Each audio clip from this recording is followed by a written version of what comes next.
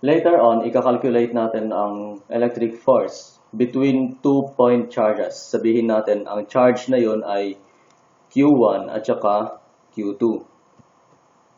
So, sabihin natin itong Q1 ay positive. Pagkatapos, itong Q2 naman ay negative. Meron silang distance na letter R. So, ayon kay Coulomb, ang formula para dito ay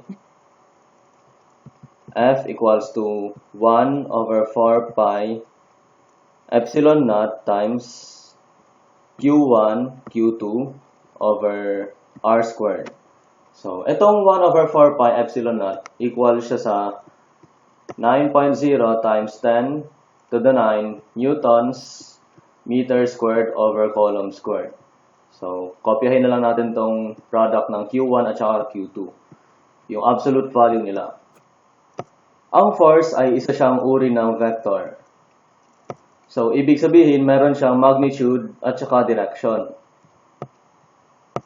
Ma-obtain naman natin tong direction na to kapag ito-draw natin yung free body diagram ng electric charges natin.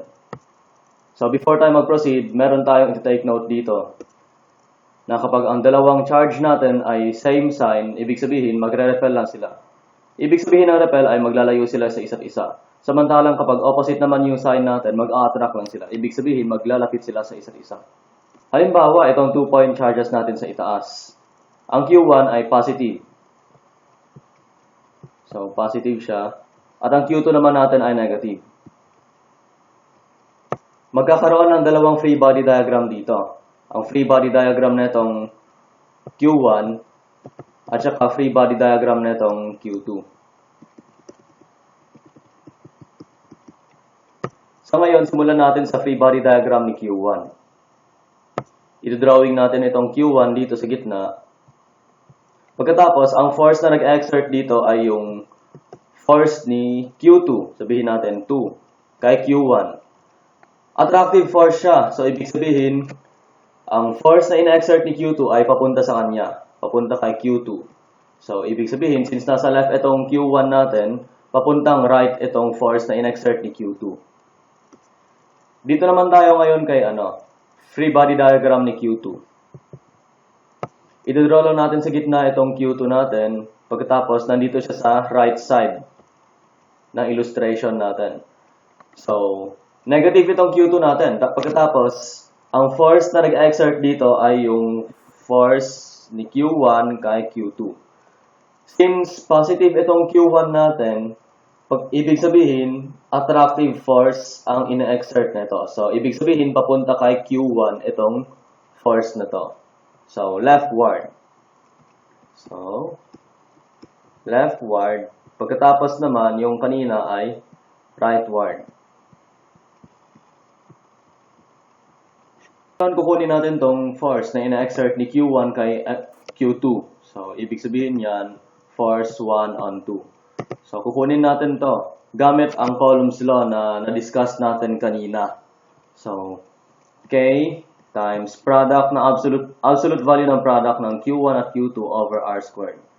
So, ang K natin equal siya sa 9 times 10 to the 9 Newton meters squared over Coulomb squared times absolute value ng Q1. Itong Q1 equal siya sa 25 nanocoulomb. So, 25 times 10 to the negative 9 coulomb times negative 75 times 10 to the negative 9 coulomb. Absolute value all over yung distance nila na 0.03 meters. Quantity squared. So, mapapansin natin na meron tayong 10 to the negative 9 dito. Kasi ibig sabihin lang netong nano ay 10 to the negative 9. Pagkatapos naman, ito naging 0.03 meters. Kasi from centimeter to meters, kinonvert natin itong distance natin na 3 centimeters papunta meters. So, itong centimeters, magiging meters siya kapag mag-move tayo to the left ng 2 beses. So, magiging meters siya. Kapag ika-calculator natin to, dapat ang magiging sagot niyan ay 0.019 newtons And previously, ang direction natin nito ay to the left. So, ito yung force ni Q1 kay Q2. Dito naman tayo ngayon sa letter B. Ang force ni Q2 kay Q1. So, i-denote natin yan siya as force ni 2 on 1. So, same procedure. 9.0 times 10 to the negative 9 newtons times meter squared per coulomb squared.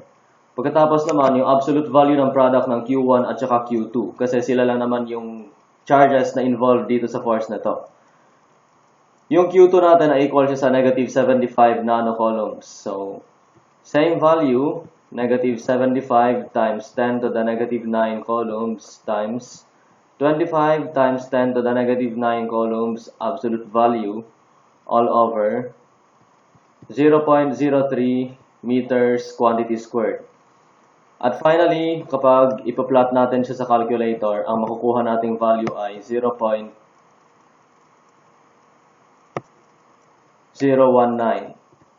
newtons. Pagkatapos, previously, nakuha natin ang direction na ito mula sa free body diagram natin. At napagtantuhan natin na to the right ang direction na ito.